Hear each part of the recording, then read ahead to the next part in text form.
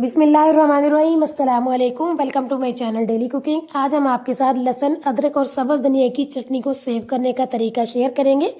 रमज़ान में ऐसे tips and tricks जो है ना आपके बहुत ज़्यादा काम आएंगे, तो आपने इन्हें जो है ना ज़रूर फॉलो करना है। तो इसके लिए यहाँ पर हमने लहसुन और अदरक लिया है आधा किलो।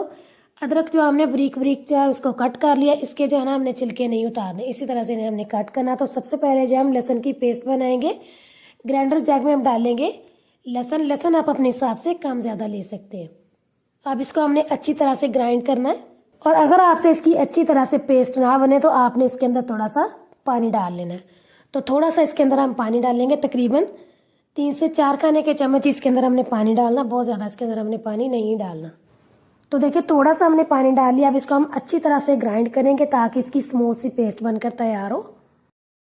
तो देखिए जी, अच्छी तरह से ग्राइंड करने के बाद आप देख सकते हैं कि कितनी ज़बरदस्त और स्मूथ सी पेस्ट हमारी बनकर तैयार हो चुकी है। अब हमने क्या करना है कि यहाँ पर हमारे पास है आइस क्यूब्स मोल्ड।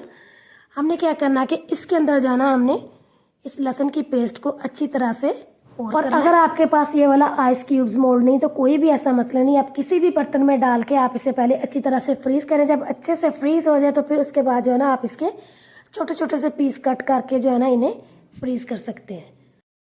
तो देखिए जी, लहसुन की पेस्ट हमने सारी डाल ली है। अब एक दफ़ा अच्छे से इसको हमने सेट करना है, फिर इसे हमने ऊपर से कवर करके फ्रीज करना है। इसको हमने ऊपर से लाजमी कवर करना है क्योंकि लहसुन की जो स्मेल है ना बहुत जल्दी फ्रीज़र में फैल जाती है। अब इसी तरह से हम ग्राइंडर जग में अदरक डालेंगे। अदरक भी आप अपने हिसाब से कम ज़्यादा डाल सकते हैं। अदरक में भी हमने थोड़ा सा पानी डालना है, फिर इसे हमने अच्छी तरह से ग्राइंड करना और इसकी जो है ना हमने स्मूथ सी पेस्ट बना लेनी। तो देखिए कितनी ज़बरदस्त अदरक की पेस्ट भी हमारी बनकर तैयार हो चुकी है। अब इसे भी हमने उसी तरह से ही आइस क्यूब्स मोल्ड में अच्छे से पोर कर लेना। फिर इसे भी हमने जो है ना ऊपर से कवर करना, कवर करके जो है ना इसे हमने फ्रीज कर लेना है।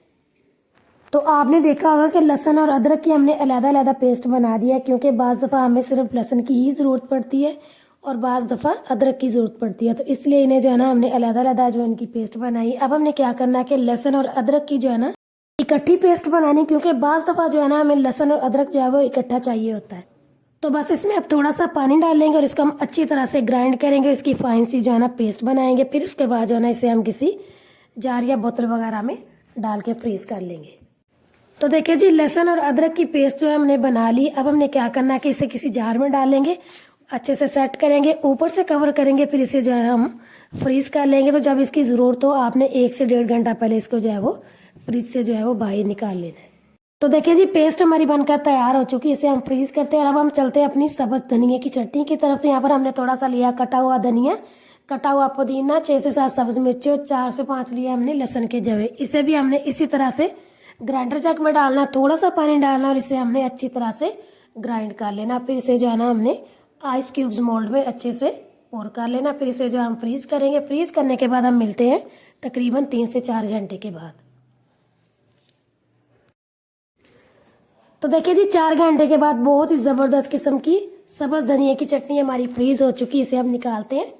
तो आप देख सकते हैं कि सब्ज़ धनिया की चटनी के क्यूब्स देखने में कितने कलरफुल और खूबसूरत से लग रहे हैं, और लहसुन के क्यूब्स वो भी हमारे फ्रीज हो चुके हैं, और जो अदरक के क्यूब्स है वो भी फ्रीज हो चुके हैं।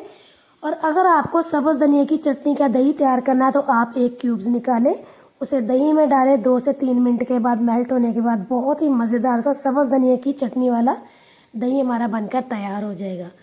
तो आप देख सकते हैं कि लहसुन, अदरक और सब्ज़ धनिया की चटनी के सारे क्यूब्स हमारे रेडी हो चुके हैं। अब इन्हें जो हम पाइपिंग बैग में डालेंगे। आप किसी भी जिपलॉक बैग में या फिर पाइपिंग बैग में जो है वो डालकर इन्हें फ्रीज कर सकते हैं।